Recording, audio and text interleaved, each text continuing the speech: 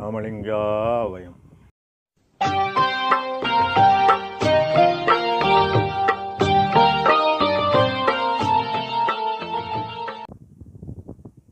அருட்பெரும் ஜோதி அருட்பெரும் ஜோதி தனிப்பெரும் கருணை அருட்பெரும் ஜோதி எல்லா உயிர்களும் இன்புற்று வாழ்க, வள்ளல் மலரடி வாழ்க வாழ்க. திருச்சிற்றம்பலம். அருட்பெருஞ்சுதி ஆண்டவரின் பரிபூர்ண அருளை பெற்ற சிதம்பர ராமலிங்க சுவாமிகளின் திருவருளை மனமொழிமையால் போற்றி பணிகின்றேன் தயவுடன். நாம் செய்த செயலின் விளைவாக இன்ப துன்ப அனுபவங்கள் யாவும் வந்து கொண்டே உள்ளது. அப்படி வருகின்ற துன்பம் யாவும் பொறுத்து எல்லா உயிரும் இன்பமாக வாழ எண்ணி நாம் செயல்பட்டாலே நமக்கு ஆன்ம லாபம் கூடும்.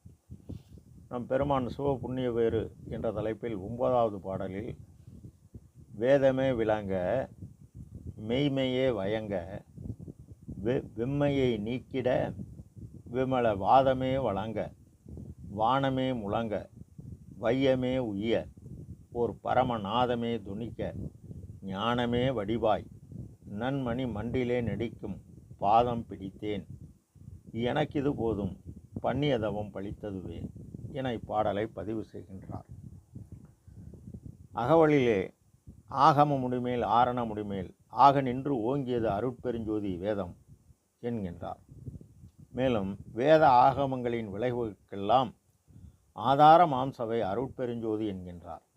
மேலும் எவ்வழி மெய்வழி என்ப வேத ஆகமம், அவ்வழி எனக்கருள் என கேட்கிறார் இறைவனிடம்.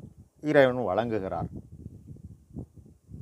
இதுவரை சொல்லப்பட்ட எந்த ஆகம வேதங்களுக்கும் உட்படாத ஒரு மேல்நிலை அனுபவமாக வள்ளல் பெருமானை வருவிக்க உற்று அவருக்கு அறிவினில் ஓர் அறிவாகி அந்த அறிவினில் அறிவாக நின்று விளக்குகிறார். அவர் விளங்கி நமக்கு விளக்கி நாம் மேலேற வழிகாட்டுகிறார். அவ்வாறு அறிவு விளங்கிய ஜீவர்களுக்கெல்லாம் ஜீவகாருண்ய ஒழுக்கமே கடவுள் வழிபாடு என இதுவரை வந்த எந்த வேதமும் கூறவில்லை.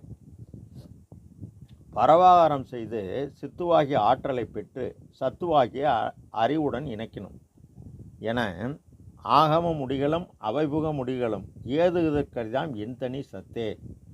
ஆக ஆன்ம ஒளியுடன் இறைவனின் அருள் ஒளி கலக்கிறது. எல்லா வேதகம ஆகமும் தான் உயர்ந்தது, எல்லா வேத ஆகமமும் தான் தான் உயர்ந்தது என்று கூற அதைவிட இறைவனின் தயவு பாக்கள் தான் உயர்ந்தது. வேத ஆகமங்கள் என்று வீண்வாதம் ஆடுகின்றீர், வேத ஆகமத்தின் விளைவறிவீர். சூதாக சொன்னால் உண்மை வெளி தோன்ற உரைக்கவில்லை, என்ன பயனோ இவை என கேள்வி கேட்கிறார். ஆனால் இந்நிலையை அடைவது மிக மிக எளிது.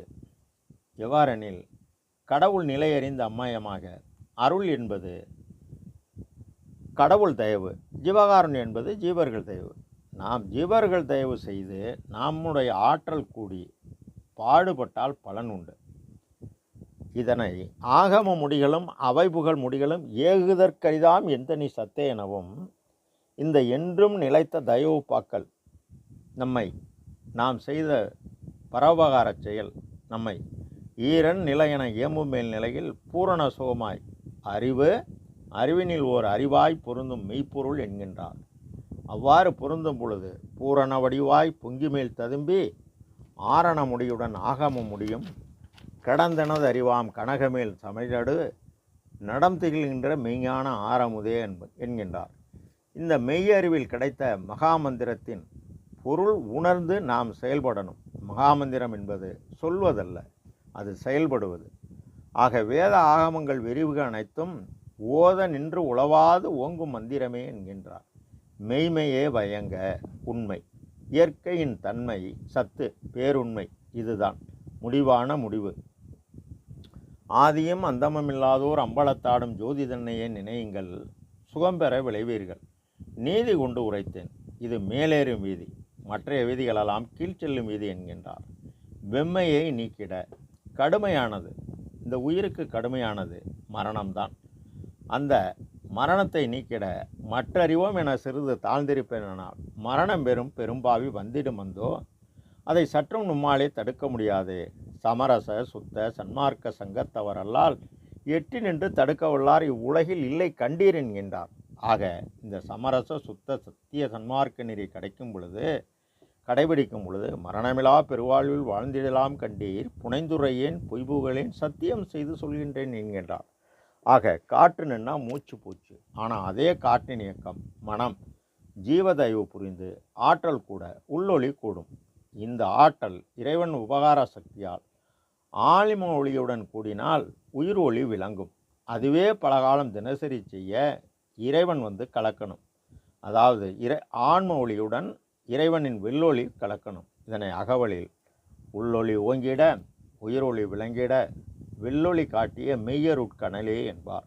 விமல வாதமே விளங்க மலம் 5 ஆணவம் கண்மம் மாயை மாமாயை துரோதாய் எனும் அறியாமை. விமலம் என்றால் மலம் நீங்கியது.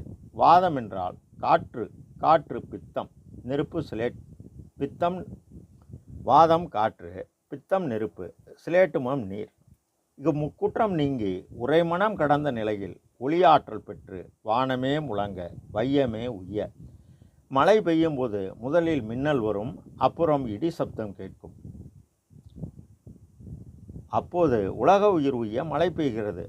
அதுபோல் நம் உள் ஆன்ம பிரகாசம் அடையும் பொழுது பரநாதமே தொடிக்க அவரின் சாயலாக இவர் உள்ளார் என்று பரநாதம் தடையற்ற காற்றின் இயக்கம் அண்டத்தில் உள்ளது பிண்டத்தில் மனதின் செயல்பாடு ஜீவகாரண்யம் செய்து ஆற்றல் பெற்று ஆன்ம ஒளியுடன் கூட அறிவு வடிவாய் ஒளியே வடிவாய் ஞானமே வடிவாய் நன்மணி மண்டில் நடிக்கும் பாதமே பிடித்தேன். இயற்கை உண்மை கடவுளை ஆன்ம அறிவை கொண்டே அறிய ஆன்ம லாபம் பெற அன்னவரையம் செய்து தன்னை அறியும் அறிவே தகும் அறிவு என நாம் உன்னை பார் உன்னுள்ளே, அதாவது புருவமத்தில் என்னை பார் என்றார். இவர் பார்த்தார், கண்டு கொண்டார், கலந்து கொண்டார், கணிந்து கொண்டார். எனக்கு இது போதும், பண்ணியதவும் பழித்ததே என்கின்றார். ஆக நாமளும் பாடுபட்டால் நமக்கும் இந்நிலை கூடும். ராமலிங்காபயம். திருச்சிற்றம்பலம்.